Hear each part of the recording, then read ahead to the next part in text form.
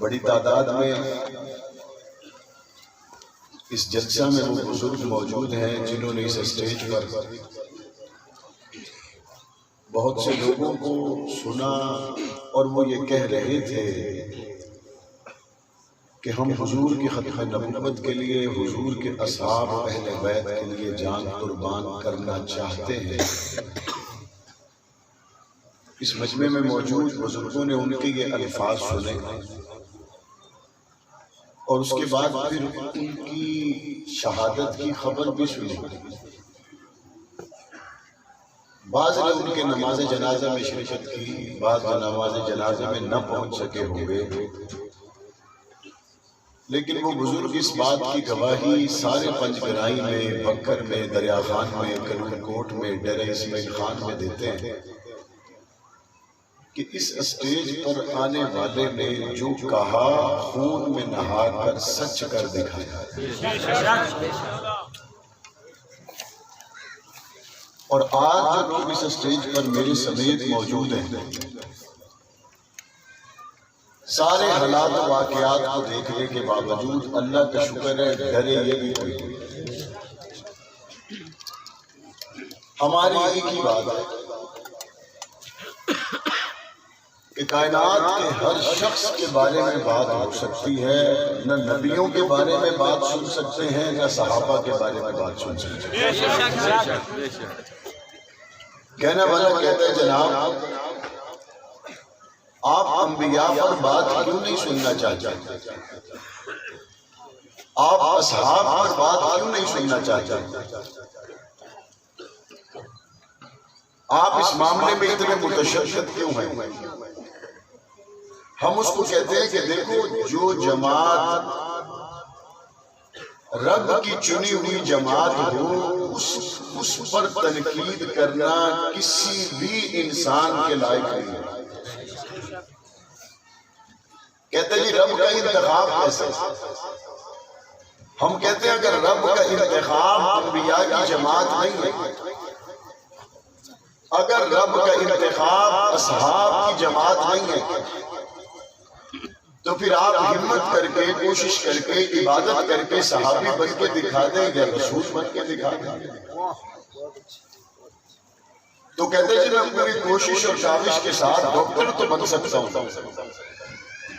Engineer اور pilot تو بن سکتا ہوں، پوری کوشش اور کاوش کے بعد میں تہجد گزار نمازی بن سکتا ہوں، میں حاجی بن سکتا ہوں، میں قرآن کا قاری بن سکتا ہوں، میں شیخ الحدیث بن سکتا ہوں، لیکن میں نبی نہیں بن سکتا، میں صحابی نہیں بن سکتا۔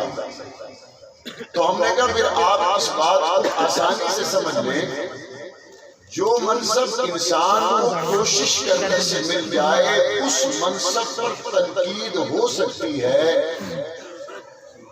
جو منصب کوشش کے بعد حاصل ہو جائے اس منصب کو موضوع بحث بنایا جا سکتا ہے، لیکن جو منصب کوشش سے نہیں بلکہ رب کی عطا سے ملے اس کو موضوع بحث نہیں بنایا جا سکتا۔ میرے اللہ نے انبیاء کا مقام عطا کیا، میرے اللہ نے صحابہ کا انتخاب کیا، اب کوئی چاہے نہ چاہے جن کو اللہ نے چننا تھا ان کو اللہ نے چن لیا۔ اب بعد میں آنے والا کوئی کہتا ہے فلاں خامی رہ گئی تھی، فلاں خامی رہ گئی تھی۔ پہلی بات تو یہ ہے اعتراض کرنے والا کسی بھی دور میں کوئی بھی ہوگا تو یہ بات پکی ہے وہ اعتراض کرنے والا انسان ہوگا، کوئی جن تو نہیں ہوگا۔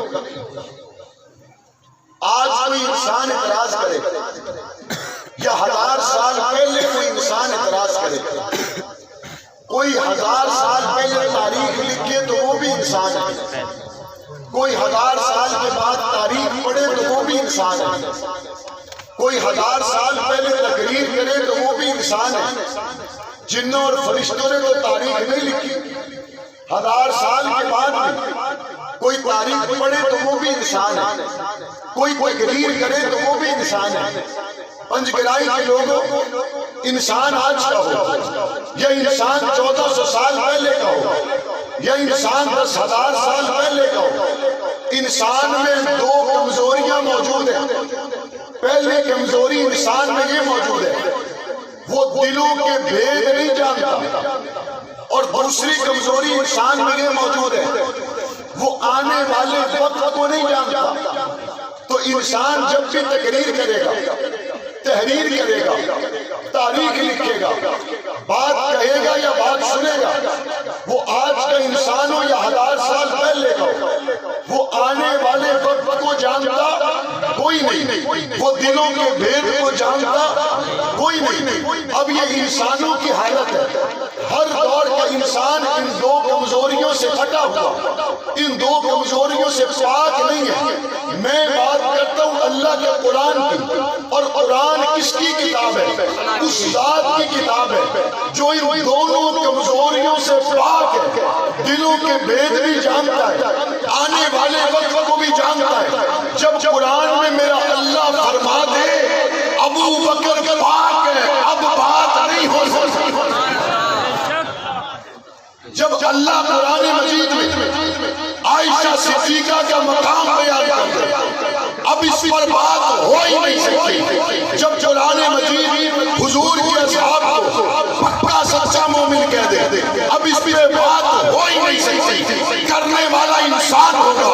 ہم کہتے ہیں کہ انسانوں کو ترازو میں تولو، لیکن ان انسانوں کو تولو جنہوں نے منصب حاصل کیا، کوشش کے بعد جنہوں نے منصب حاصل کیا، تعلیم کے بعد، تربیت کے بعد. انبیاء کو منصب، تعلیم اور تربیت، صحابہ کرام کو منصب، تعلیم اور تربیت اور ڈگری کے بلبوتے پر نہیں ملا. جماعت انبیاء کی ہو، رب کا انتخاب ہے. جماعت صحابہ کی ہو، رب کا انتخاب ہے. میں مانتا ہوں کسی کو بادشاہ پسند نہیں آئے گا، میں مانتا ہوں کسی کو وزیر اعظم پسند نہیں آئے گا، لیکن جس کے تنقید صحابہ پہ کرے گا، جو تنقید انبیاء پہ کرے گا، اس کا صاف مطلب ہے اس کو اللہ کا انتخاب پسند نہیں ہے. جس کو اللہ کا انتخاب پسند نہ ہو وہ مسلمان ہو سکتا، مسلمان ہو سکتا. یہ کوئی اوکھی گل ہے جڑی میں کیتی؟ کوئی مشکل بات ہے؟ انبیاء انتخاب کس کا؟ بلند آواز سے اور بلند آواز سے جو تو کچھ سمجھ آندی پئی ہے تے والے کوئی زبان چپ نہ رہے. انبیاء انتخاب کس کا؟ صحابہ انتخاب کس کا ہے؟ انسان انتخاب کرتے اور اس میں غلطی بھی ہو جاتی ہے اور اس میں اپوزیشن بھی سامنے آ جاتی ہے اور کہتے ہیں جناب یہ فیصلہ غلط ہوا. اپنا ووٹ دے کر بعد میں بندہ پچھتاتا ہے. لوگ اس سے پوچھتے ہیں اب کیوں پچھتا رہے ہو؟ کہتے ہیں میرے کو آمن والے وقت کا پتہ کہنا ہے. آمن والے وقت کا میرے کو پتہ کہنا ہے. یہ آمن والے وقت کا پتہ ہوئے کہ کوئی انسان غلط فیصلہ کر سکتا. اللہ کو آنے والے وقت کا پتہ ہے یا نہیں پتہ؟ پتہ ہے یا نہیں پتہ؟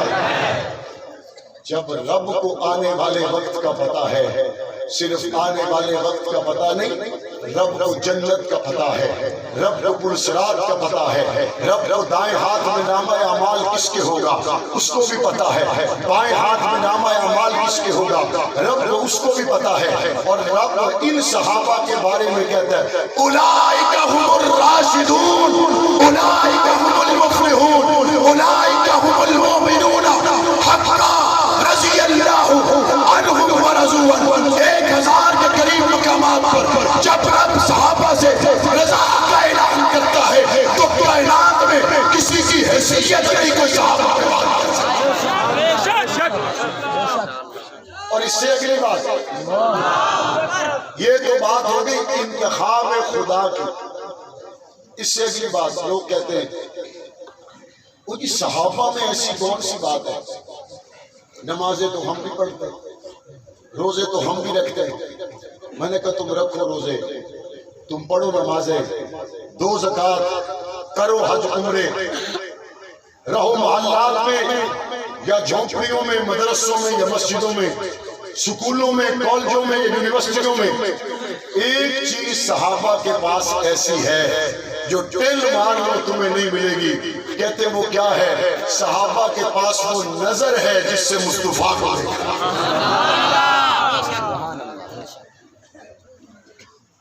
یہ 1935-36 کا واقعہ ہے. میں نے کئی جگہ تقریر میں سنایا. حضرت حذیفہ رضی اللہ تعالیٰ عنہ اور ساتھ ایک اور صحابی فوت ہونے کے 1300 سال بعد عراق کے بادشاہ کے خواب میں آتے ہیں. یہ پوری ویڈیو انٹرنیٹ پر موجود ہے. خواب میں آ کے اسے کہتے ہیں دریا نے اپنا رخ تبدیل کیا ہے اور ہماری قبروں میں پانی داخل ہو رہا ہے, ہمیں یہاں سے نکالو اور نکال کر کسی اور جگہ پر دفناؤ. وہ کہتے ہیں میں نے اس خواب کو دیکھ لیا لیکن میں نے زیادہ توجہ نہ کی. جب یہی خواب بار بار آنے لگا تو علاقہ کے مفتیوں کو بلایا. انہوں نے کہا قبر کھولنے میں کوئی حرج نہیں. جب یہ طے ہو گیا کہ قبریں 1300 سال کے بعد حضور کے غلاموں کی کھولی جائیں گی تو طے یہ کیا. یہ عظیم الشان تاریخی موقع ہے. اس موقع پر تمام عرب کے وزراء, بادشاہ اور ان کے آرمی اور دیگر فورسز کے افسران کو بلا لیا جائے اور وہ اس تاریخی موقع میں شامل ہوئے. پھر کہا گیا کہ حج کے بعد اگر یہ ایونٹ ہو تو زیادہ بہتر ہے تاکہ جو مسلمان حج کے لیے گئے وہ بھی اس تاریخی موقع کے آ کر حصہ بنے. جب یہ بات غیر مسلموں تک پہنچی, جرمنی کے بڑے بڑے غیر مسلم ڈاکٹر بھی آ گئے, فرانس سے بڑی تعداد میں غیر مسلم دانشور اور ڈاکٹر آ گئے. 1300 سال کے بعد حضور کے صحابہ کی قبروں کو کھولا گیا. جب قبر کھولی گئی قریب پہنچ کے دیکھا تو کفن میلا نہ ہوا تھا. جب حضور کے صحابہ کو نکالا ان کے چہرے سے کپڑا ہٹایا. سائنسدان ڈاکٹر اپنے منہ میں انگلیاں دبا کے کہنے لگے انسان کا جسم سے بعد میں ضائع ہوتا ہے. سب سے پہلے انسان کے مر جانے کے بعد چند گھنٹوں کے بعد اس کی آنکھ کی چمک اس کے آنکھ سے نکل جاتی ہے. ان مقدس نفوس کو جسم پہ دفن ہوئے 1300 سال گزر گئے. جسم تو جسم, ان کی آنکھوں میں وہ چمک بھی ختم نہیں ہوئی جو چند گھنٹوں کے بعد انسان کے جسم سے چلی جاتی ہے.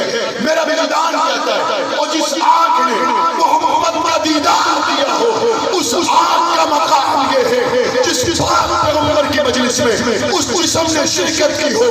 اس جسم کا مقام اور مرتبہ یہ ہے 1300 سال کے بعد نہ آنکھ کی چمک جاتی ہے نہ کفن میلا ہوتا ہے. زمین میلی لگی ہوتی, زمن میلا لگی ہوتا, محمد کے صحابہ کا کفن میلا نہیں ہوتا.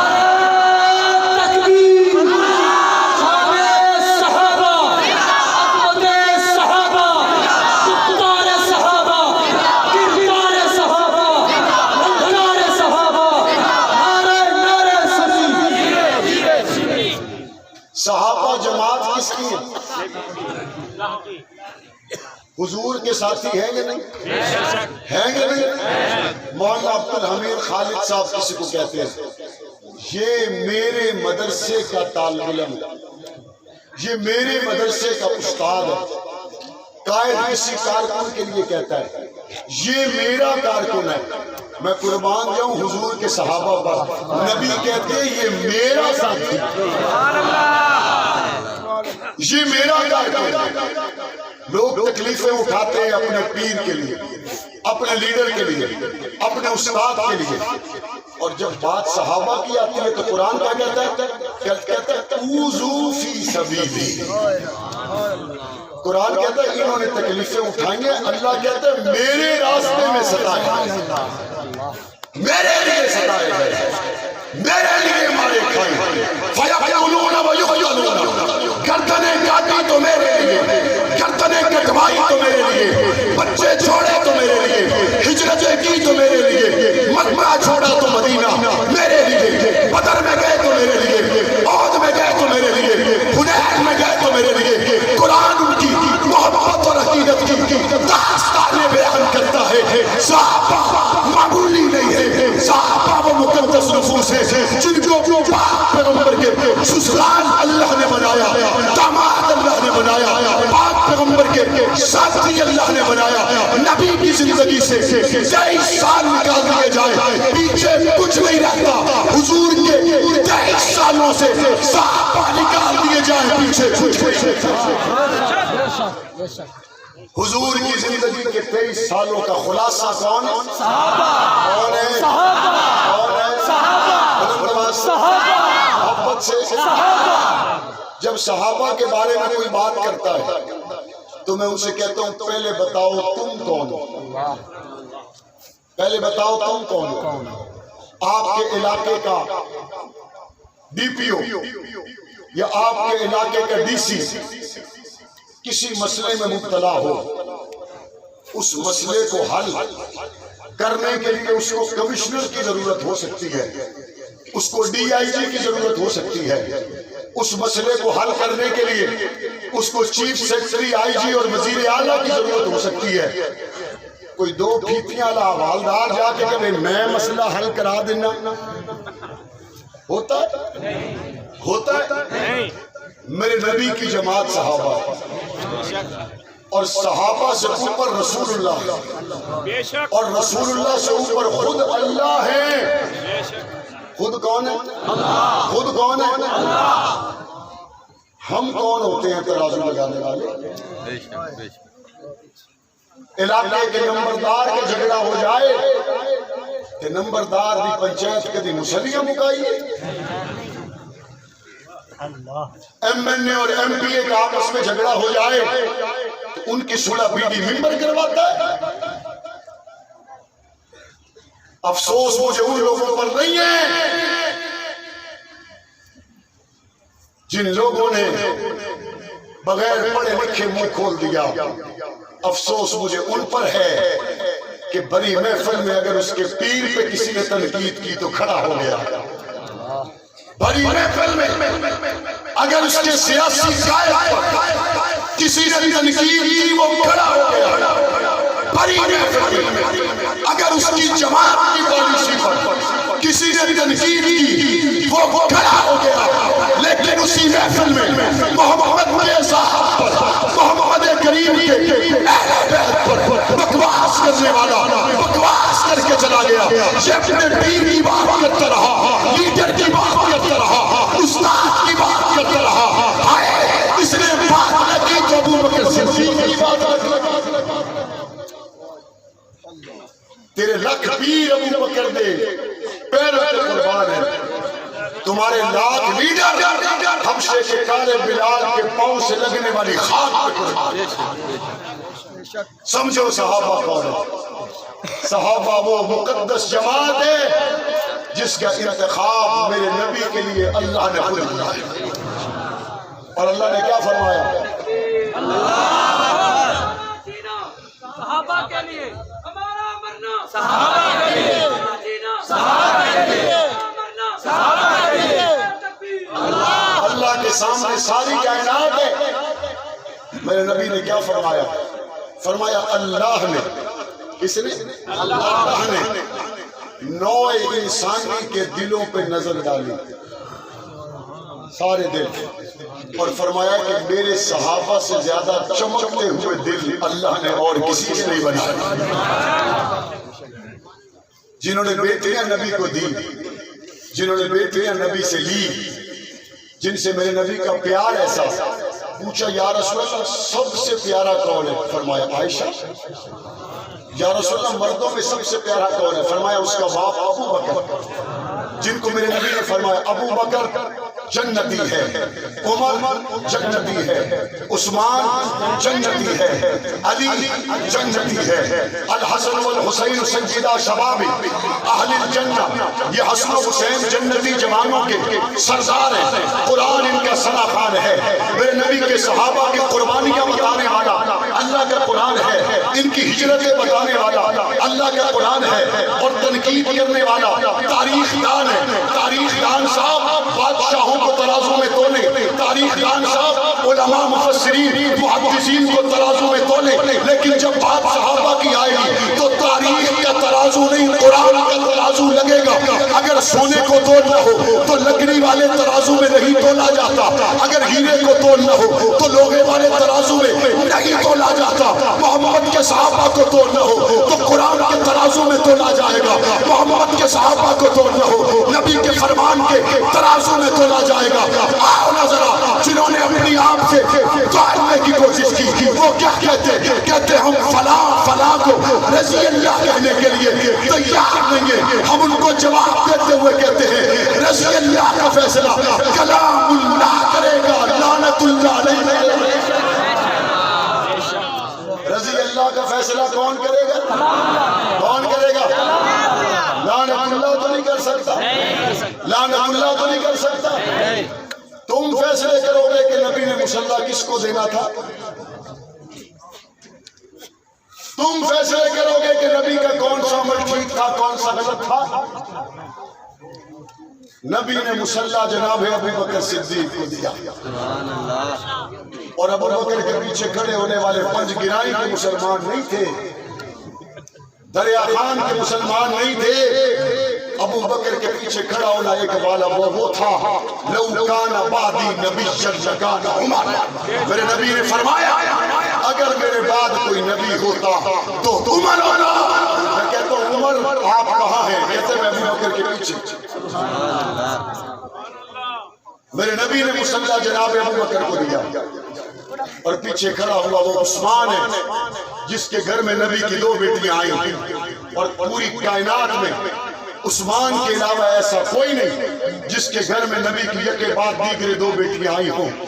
میرے نبی کے پیچھے کھڑے ہونے والے علی ہیں، حسن حسین ہیں، عباس ہیں، حضور کے چچا ہیں، حضور کے عزیز رشتہ دار ہیں، مہاجرین ہیں، انصار ہیں۔ 16 نمازیں ابو بکر صدیق نے پڑھائی، اور تنقید کرنے والا راستہ کہاں سے نکالتا ہے؟ کہتے ہیں حضور نے کاغذ قلم منگوایا، عمر نے کاغذ قلم نہیں دیا۔ اگر حضور کو کاغذ قلم دیا جاتا تو حضور حضرت علی کی خلافت لکھواتے۔ پہلی بات تو یہ ہے جب کاغذ قلم کا واقعہ ہوا اس کے بعد حضور رہے یا اسی دن دنیا سے چلے گئے؟ تو کہتے ہیں کہ اس کے بعد حضور 3 دن تک دنیا میں رہے۔ ان 3 دنوں میں دوبارہ کاغذ قلم منگوایا جا سکتا تھا یا نہیں؟ بولو، منگوایا جا سکتا تھا یا نہیں؟ کاغذ نہیں منگوایا، قلم نہیں منگوایا، لیکن ہر اذان کے بعد مصلی پہ ابو بکر کو بھجوایا۔ حضرت عائشہ صدیقہ سے روایت ہے، میرے نبی نے فرمایا میرا دل چاہتا ہے میں ابو بکر کی خلافت لکھوا دوں، لیکن مجھے اس بات کا یقین ہے کہ میرے بعد میری امت ابو بکر کے علاوہ اور کسی پر متفق ہی نہیں ہوگی۔ اور اہل سنت کا عقیدہ ہے اگر اس وقت کاغذ قلم دیا جاتا حضور لکھواتے تو ابو بکر صدیق کی خلافت لکھواتے۔ حضور نے حضرت ابو بکر صدیق کو مصلی پہ کھڑا کیا۔ اعتراض کرنے والا اعتراض کرتا ہے، جب مصلی پہ کھڑا کیا اس وقت حضور دنیا میں موجود تھے، ابو بکر نے نمازیں پڑھائی، پیچھے عثمان بھی ہیں، علی بھی ہیں، عمر بھی ہیں، حسن و حسین بھی ہیں، عباس بھی ہیں۔ اعتراض کرنے والا اعتراض کرتا ہے اس وقت ابھی فتح کا معاملہ پیش نہیں آیا تھا۔ میں نے کہا آؤ فتح سے پہلے دیکھو مصلی پہ کون ہے؟ کہتے ہیں ابو بکر۔ میں نے کہا آؤ فتح کے بعد دیکھیں مصلی پہ کون ہے؟ ابو بکر۔ فتح سے پہلے دیکھو پیچھے کون ہے؟ عمر۔ فتح کے بعد دیکھو پیچھے کون ہے؟ عمر۔ فتح سے پہلے دیکھو پیچھے عثمان ہے۔ فتح کے بعد دیکھو پیچھے عثمان ہے۔ فتح سے پہلے دیکھو پیچھے علی ہے۔ فتح کے بعد دیکھو پیچھے علی ہے۔ فتح سے پہلے دیکھو پیچھے حسن ہے۔ فتح کے بعد دیکھو پیچھے حسن ہے۔ فتح سے پہلے دیکھو پیچھے حسین ہے۔ فتح کے بعد دیکھو پیچھے حسین ہے۔ فتح سے پہلے دیکھو حضور کے چچا عباس ہے، ابو بکر کے پیچھے ہے۔ فتح کے بعد دیکھو ابو بکر کے پیچھے حضور کے چچا عباس ہے۔ بات یہیں پر ختم نہیں ہوئی، فتح کے بعد ابو بکر کے پیچھے یہ سارے لوگ کھڑے تھے۔ وقت آ گیا جب جنازہ فاطمہ الزہرا کا سامنے تھا، ابو بکر صدیق نے کہا بیٹی نبی کی ہے، ماں حسن و حسین کی ہے، علی بیوی تمہاری ہے، آگے ہو جاؤ جنازہ پڑھاؤ۔ ابو بکر صدیق کے اس وقت فتح کا واقعہ گزر چکا تھا، حضرت فاطمہ کا انتقال ہو چکا تھا۔ بڑے ہوئے مجمع میں علی المرتضیٰ نے کیا کہا تھا؟ کہا ابو بکر ایسا ہو سکتا ہی نہیں ہے، چونکہ میرے کانوں میں پاک پیغمبر کا فرمان موجود ہے، جس جماعت میں ابو بکر موجود ہو اس جماعت میں کسی کے لیے جائز نہیں کہ امامت کے مصلی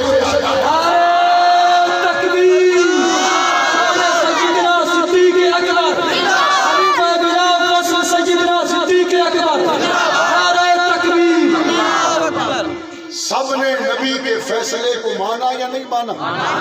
ابو بکر کو امام مانا یا نہیں مانا؟ ابو بکر صدیق حضور کے مصلی پہ نمازیں پڑھا اور حضور نے حجرے کا پردہ ہٹایا. علماء سے تحقیق کر لیجئے گا، ذمہ داری سے کہہ رہا ہوں. حضور نے حجرے کا پردہ ہٹایا، ابو بکر نماز پڑھا رہے، پیچھے صحابہ کھڑے. حضور مسکرائے. حضور کے مسکرانے سے مسجد نبوی میں اجالا ہوا، مسجد نبوی منور و معطر ہو گئی. صحابہ کہتے قریب تھا ہم حضور کی محبت میں صفے توڑ کر حضور کے قدموں میں چلے جاتے. حضور نے پردہ گرا دیا. یا رسول اللہ آپ مسکرائے کیوں؟ میرا وجدان کہتا ہے حضور مسکرائے اس لیے کہ میری ساری امت ابو بکر کے پیچھے اکٹھی ہے، میری ساری امت ابو بکر کے پیچھے اکٹھی ہے. یا رسول اللہ آپ کے مسکراتے ہوئے چہرے کی قسم کھا کے کہتے ہیں 1400 سال پہلے بھی امت ابو بکر کے پیچھے اکٹھی تھی، 1400 سال کے بعد بھی امت ابو بکر کے پیچھے اکٹھی ہے. بریلوی کس کے پیچھے اکٹھے؟ بولے اہل حدیث کس کے پیچھے اکٹھے؟ دیوبندی کس کے پیچھے اکٹھے؟ جماعت اسلامی والے کس کے پیچھے اکٹھے؟ سارے پاکستان والے دنیا کے مسلمان کس کے پیچھے اکٹھے؟ کس کے پیچھے؟ آپ کے بکھر کے علاقے میں نواز شریف کسی کو ایم این اے کا ٹکٹ دے دے اور نیچے نون لیگ کا کارکن کہے میں تو اس کو ووٹ نہیں دوں گا، تو نواز شریف کہتا ہے اس کی رکنیت ختم کرو، جماعت سے نکالو.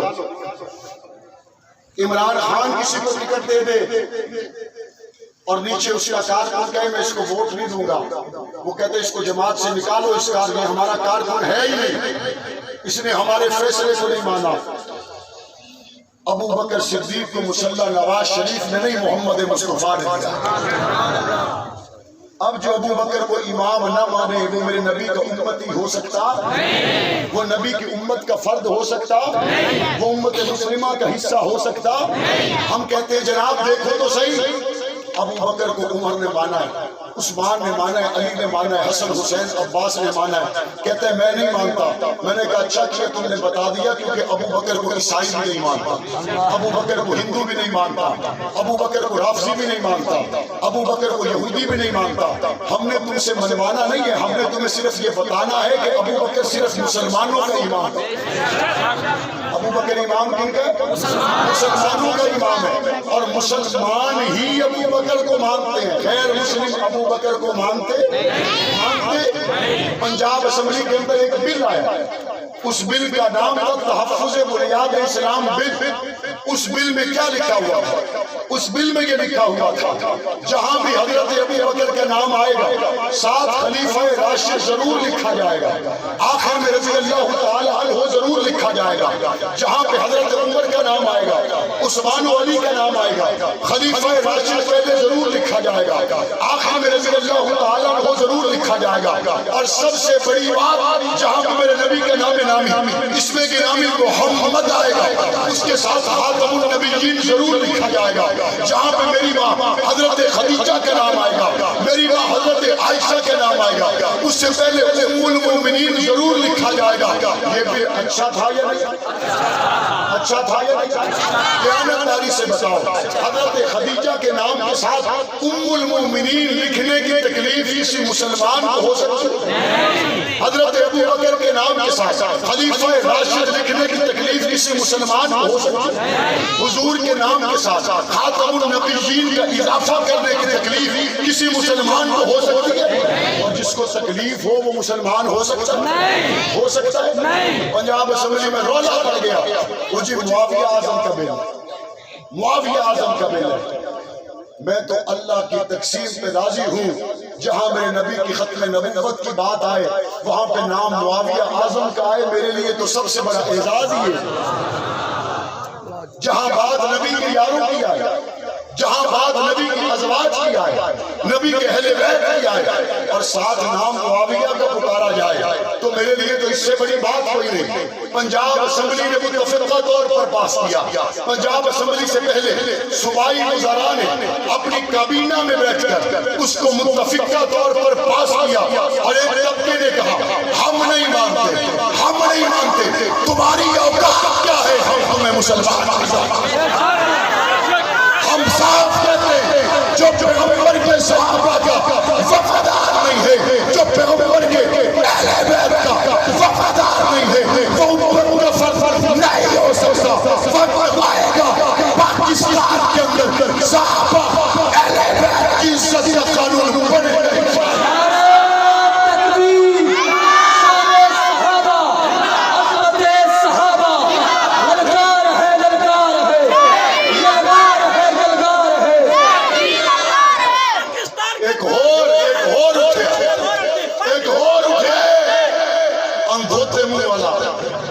آدھا جناب اب یہ بل وہاں چلا گیا جہاں سے واپس نہیں آئے گا۔ وہ بیٹا ٹھہر تو صحیح، تجھے میں وہاں چھوڑ کے آؤں گا جہاں تجھے پانی ملے۔ یہ وہاں چلا گیا، کہاں چلا گیا؟ وہاں جانے والے تم ہو۔ ابو بکر صدیق کے غلام دن دہاڑے بات کرتے ہیں، کہتے ہیں یہ راتوں رات بل آیا، راتوں رات۔ تم راتوں رات والوں کو راتوں رات ہی نظر آئے گا۔ یہ پنجاب اسمبلی کو معافی اعظم نے یرغمال بنا دیا۔ یرغمال کیا ہوتا ہے؟ گورنر سرور ہو، عثمان بزدار ہو، پرویز الہی ہو یا راجہ بشارت ہو، محمود الرشید ہو یا حافظ عمار ہو، خدیجہ عمر ہو یا حمزہ شہباز ہو، عبدالقدیر عوان ہو یا جناب حافظ ممتاز ہو، پنجاب اسمبلی کے تمام ممبران صدیق اکبر کو اپنا امام اور قومی اسمبلی کے تمام ممبران سیدنا فاروق اعظم، سیدنا عثمان غنی، سیدنا علی المرتضیٰ کو اپنا امام سمجھتے کہ نہیں سمجھتے؟ سمجھتے یا نہیں سمجھتے؟ اور میرے اللہ نے چاہا صرف پنجاب میں نہیں، پاکستان کی نیشنل اسمبلی میں صحابہ کی عزت کا قانون پاس ہو۔ اس ملک سے فرقہ وارانہ فسادات کے خاتمے کا بہترین حل یہ ہے کہ مولانا اعظم طارق نے جو بل قومی اسمبلی میں پیش کیا تھا، تحفظ ناموس صحابہ اہل بیت بل، اس بل کو فی الفور منظور کر کے قانونی شکل دینی چاہیے نہیں دینی چاہیے؟ اور ایک بات آپ سے پوچھنی ہے، آپ سنتے رہتے ہیں قومی اسمبلی کے باہر لوگ اکٹھے ہوئے تنخواہوں کے لیے، آپ سنتے رہتے ہیں قومی اسمبلی کے باہر لوگ اکٹھے ہوئے اپنے حلقے میں دوبارہ گنتی کروانے کے لیے۔ ہم تنخواہ اور گنتی کے لیے نہیں، ہم صدیق کی بیٹی صدیقہ کے لیے جانا چاہتے ہیں۔ صرف وہ ہاتھ کھڑا کریں جن کی عمر 60 سال سے زیادہ، 60 سال سے زیادہ لوگ ہاتھ کھڑا کریں۔ میں ان کے ہاتھ اس لیے کھڑے کرواتا ہوں، سفید ریاضی سے میرے اللہ کو حیا آتا ہے۔ اور میں دشمن پہ واضح کرنا چاہتا ہوں، تم جوانوں کی بات کرتے ہو، ہمارے بوڑھے بھی صدیق اکبر کے لیے گردن کٹانے۔ آپ سب تیار رہیں گے؟ قائد اہل سنت علامہ محمد احمد لدھیانوی، علامہ غازی اورنگزیب فاروقی، علامہ عمر خالق رحمانی، یہ جب آپ کو آواز دیں تو پھر آپ سوچیں گے تو نہیں؟ کرنے کے لیے تیار رہیں گے، آگے بڑھتے رہیں گے، اپنے علاقوں میں محنت کریں گے، حکایات صحابہ کی تعلیم کو عام کریں گے۔ کہتی صحابہ کیوں کرتے ہو؟ ایک مرتبہ پھر میرے ساتھ دہراؤ، نبی کے ساتھ جنگوں میں جانے والے کون؟ مارے کھانے والے کون؟ نبی کے ساتھ مل کر تلواریں اٹھانے والے کون؟ کفر کے لشکر کے مقابل کھڑے رہنے والے کون؟ کفر کی گردنوں کو توڑ دینے والے کون؟ میرے نبی کے وفادار کون؟